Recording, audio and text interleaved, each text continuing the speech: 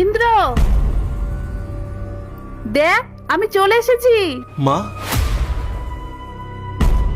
আরে কি করছো নাকি? ম্যাডাম প্লিজ একটু শান্ত হন, সামনে আমার মা, দয়া করে আমার স্ত্রী সাজার নাটক করুন।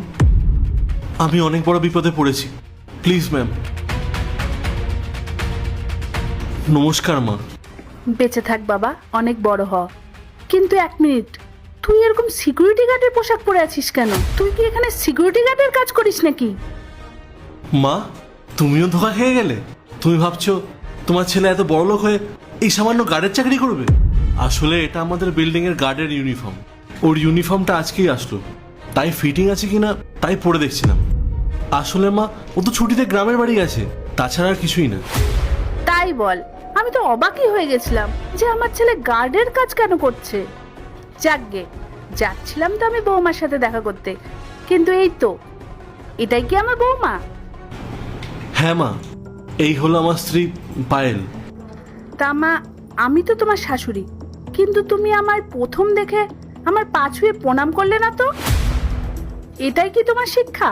তোমার বাবা মা কি তোমাকে কোনো সংস্কার শেখায়নি? পায়েল, মা এসেছে, প্রণাম করলে না? আসলে মা, শহরের আবহাওয়াটাই এরকম, অনেকেই অনেক কিছু ভুলে যায়। পায়েল দীর্ঘ সময় বিদেশে ছিল তো, লন্ডনে থেকে পড়াশোনা করেছে, তাই ও এইসবে অভ্যস্ত নয়। কিন্তু মা, ও মনে মনে তোমাকে অনেক শ্রদ্ধা করে। পায়েল, একটু মাকে প্রণাম করে নাও না। নমস্কার। এটা কেমন নমস্কার? হাত জোড় না করে শুধু মুখে বললেই হয়?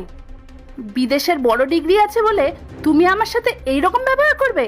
আরে তুই ওকে শেখা যে পা ছুঁয়ে প্রণাম করতে হয়।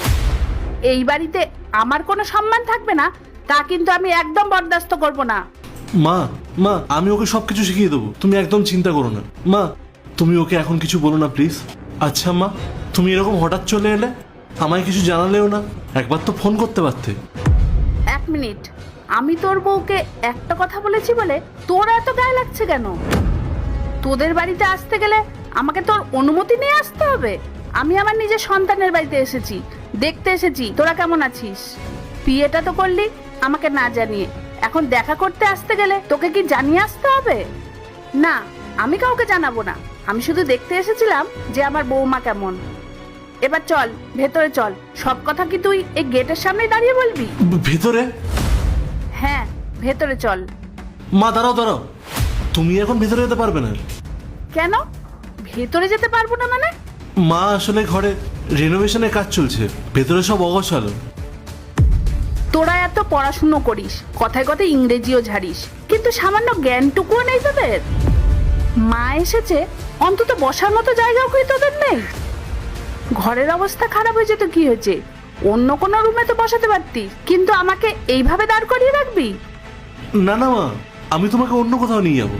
থাক, আমি না সব বুঝতে পেরেছি, আমাকে আর কিছু শোনাতে হবে না। শোনো বৌমা, তুমি তো এখন অবধি আমার সাথে একটা কথা অবধি বললে না। শোনো, আমার ক্যাব চলে এসেছে, আমি আসলাম। এক মিনিট, এটা কি ধরনের অভদ্রতা? তোমার শাশুড়ি তোমাকে গ্রাম থেকে দেখতে এসছে, আর তুমি না আমাকে প্রণাম করলে আর না আমাকে বসিয়ে একটু কথা বললে। উল্টে কি করছো? তুমি কাঁধে ব্যাগ নিয়ে চলে যাচ্ছ। কোথায় যাচ্ছে ও? কিসের এত ওর তারা? দেখ, আমি খুব ভালো করেই জানি তোরা বাবা মাকে না জানিয়ে বিয়েটা করে ফেলেছিস। আমি তাও মেনে নিয়েছিলাম, কিন্তু তার মানে এই নয় যে ন্যূনতম বোধটুকুও ভুলে যেতে হবে। তুমি নিশ্চয়ই তোমার বাবা মাকে প্রণাম করো, তারা কেমন আছে সেটা নিশ্চয়ই তুমি খোঁজ নাও। তারা বাড়িতে আসলে অন্তত এক গ্লাস জল বা খাবারটাও তো তুমি নিজে হাতে দাও, নাকি সেই সংস্কারটাও তোমার বাবা মা তোমাকে শেখায়নি?